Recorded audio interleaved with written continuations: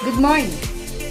I am Rochelle Del Santos from BSHM 2C. Today I will discuss to you first, the step in the taking the complaint.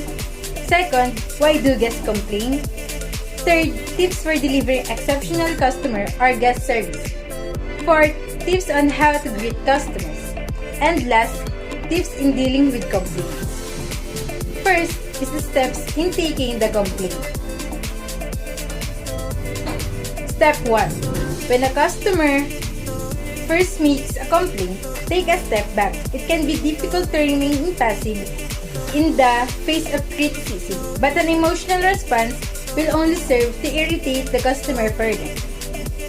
Step 2. Give the customer your full attention and listen to the whole problem before responding. Put yourself in their shoes. If you had a problem, you would want someone to listen to you. Appearing not interested or attempting to argue back will only make the situation worse. Step 3. Don't jump the gun. You might deal with complaints on a regular basis and may well have handled a similar situation before. However, for the customer, their complaint is unique to them. Treat them as an important individual by listening to their problem in full. Step 4. Try to understand in the face of complaint. It's easy to be defensive, particularly if you don't believe you're at fault. However, you have to put yourself in the customer's shoes. If you were on the receiving end of their experience, would you personally be satisfied? Step 5. Always use your initiative when dealing with complaints. If the blame lies with one particular member, it is often best to remove the customer from their presence. This can lessen tension and emotion and help the customer to evaluate their anger. And step 6. Never pass the customer around from person to person. Each complaint should ideally be handled by one staff member. Therefore, you should always ensure that the person assigned to the case have the authority to deal with the situation. Next, why do guests complain? First, there is only one reason why guests complain. Second, guests complain when they do not receive what they thought they should have received. Third, in other words, their expectations were not met. Fourth, guests generally expect friendly service, clean, well-maintained facilities, and a quality based on what they pay. Fourth, failure to provide this will result in guest dissatisfaction, which may lead to a complaint. If it does, this is a signal that others are probably feeling the same way but not telling you.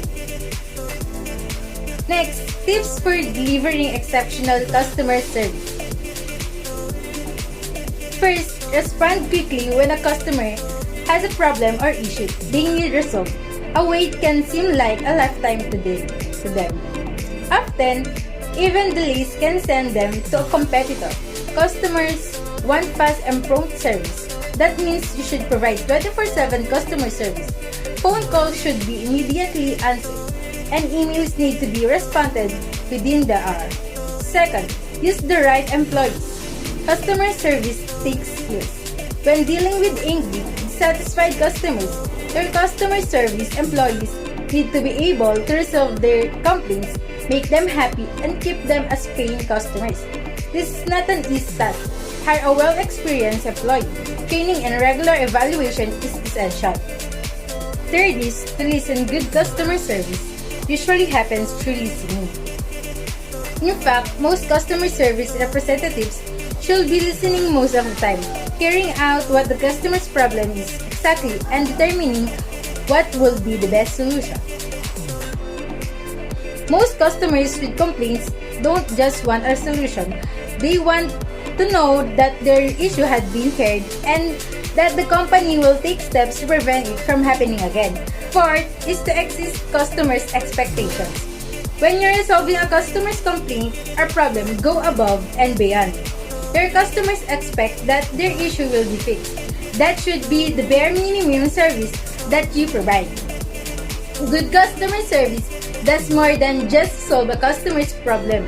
It exceeds their expectation and leave them happy and appreciated. Fifth is to respect your customers.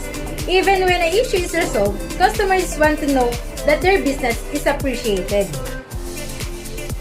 Your employees need to be friendly, courteous, and speak with customers on a personal level.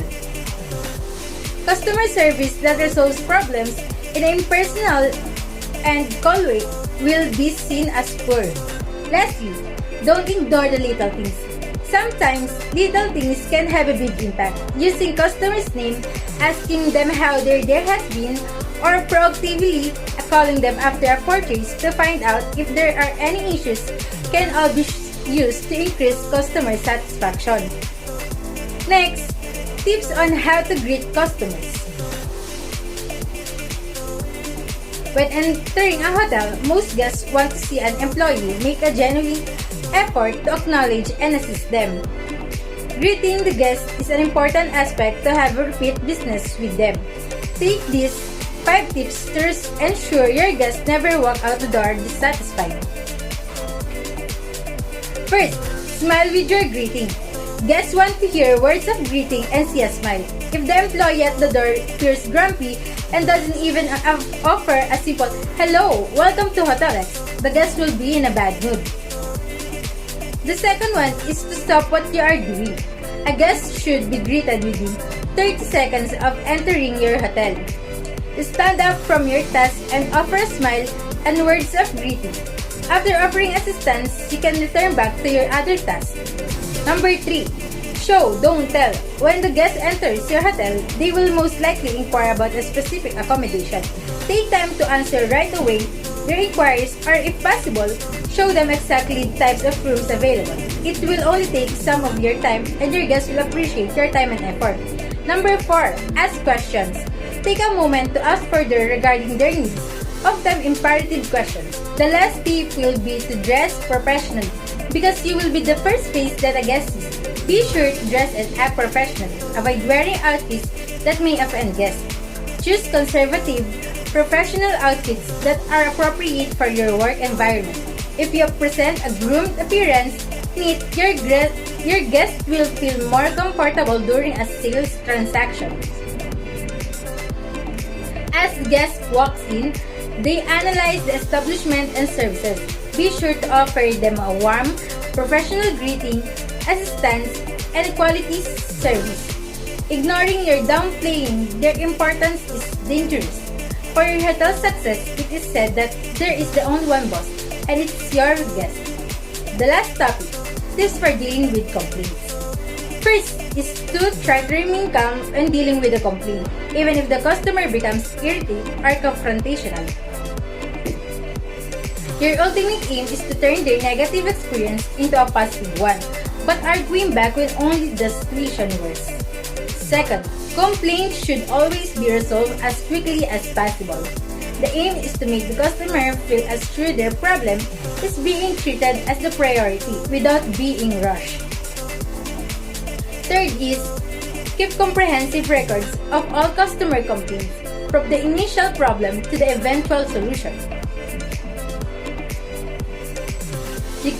You can then periodically assess these records, identifying any common complaints and taking steps to improve company processes. And last, all customer-facing staff should be trained and deal with complaints. If possible, give your employees some authority when it comes to issuing refunds or other consolatory gestures. Forcing the customer to wait for a manager can make a bad situation worse. That's all. Thank you.